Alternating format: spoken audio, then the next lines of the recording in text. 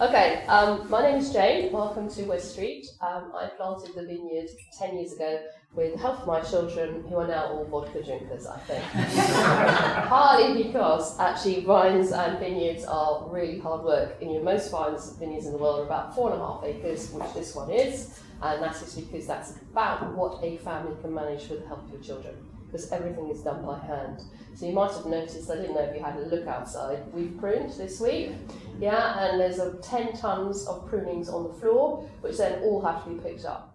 Okay, today what we're going to do, hopefully have some fun, learn a little bit about wine. All our palates are completely different. Life would be very boring if they were all the same, so yours will be different from mine, and there's nothing wrong with that. The short answer is if you like it and you enjoy it, that's what matters.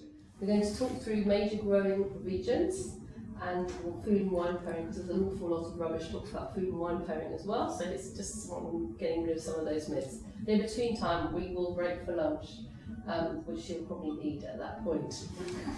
Okay. No one's driving, are they?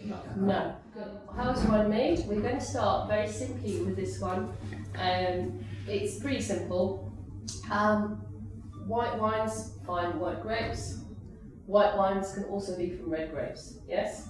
The colour in wine comes from contact time with the skins. So not when you go into Sainsbury's or Waitrose or Aldi and you get red grapes, you squeeze them in a jar, you will get white wine, not red. It's just because you're putting the skins back in contact with the juice is why you get a red wine. Or in the case of a rosé, the French have this expression called saigneurs, or bleeding. So they've pressed free running juice and then the skins are put in contact back with the skins, and that gives you the colour. And the longer you leave it, the darker the rosé becomes. Yeah? So, how do we make a bottle of wine? We're going to get this in still wine.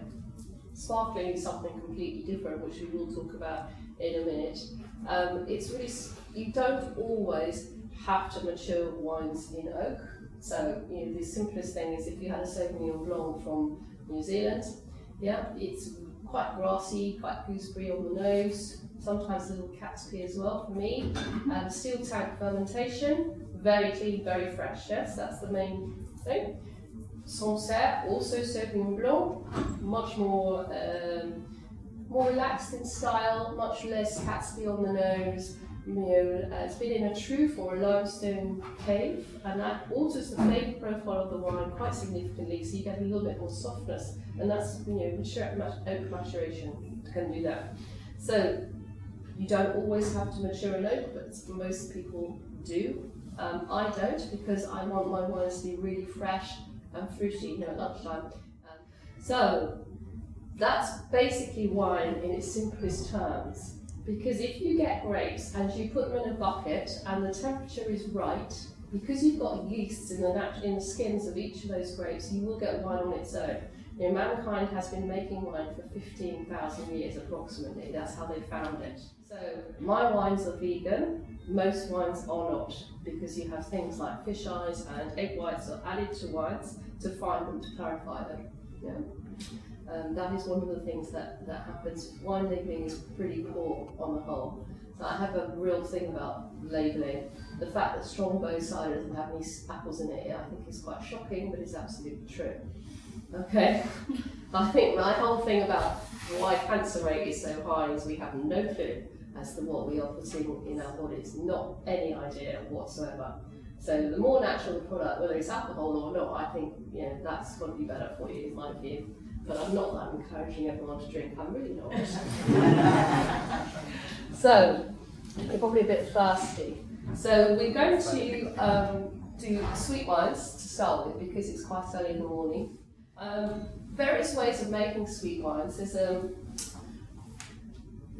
lots of ways. So you've probably heard of ice wine, yes?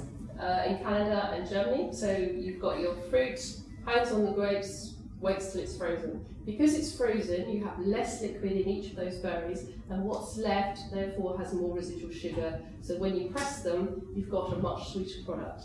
That's a good way, so you get your sweet Riesling. So typically in Germany, they'd be harvesting right at the back end of November, sometimes into January, when it's really cold. Yeah, quite an unpleasant job. And so we've got a blend here. It's in a little half bottle. And we're going to have a little try of it. It's only about 10% ABV. And there you go. Taste. Okay. What we should get, I might have a little smell and see what it's like.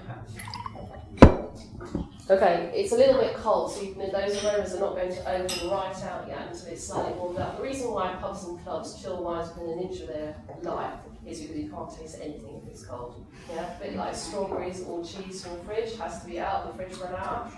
Yeah, so this is going to open up. So I'm getting a little bit of apricot on this, a little bit of orange and orange peel.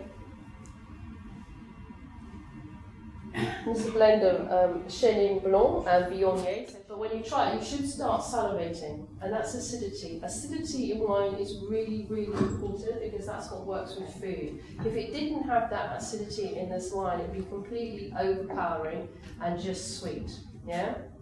It wouldn't work with food. So this is a wine that works really beautifully with blue cheese. Cuts through it. Really nice as a substitute for Christmas pudding on Christmas Day, especially if Christmas pudding is not your thing. Have a pudding wine instead. What a nice treat that would be, the blue cheese.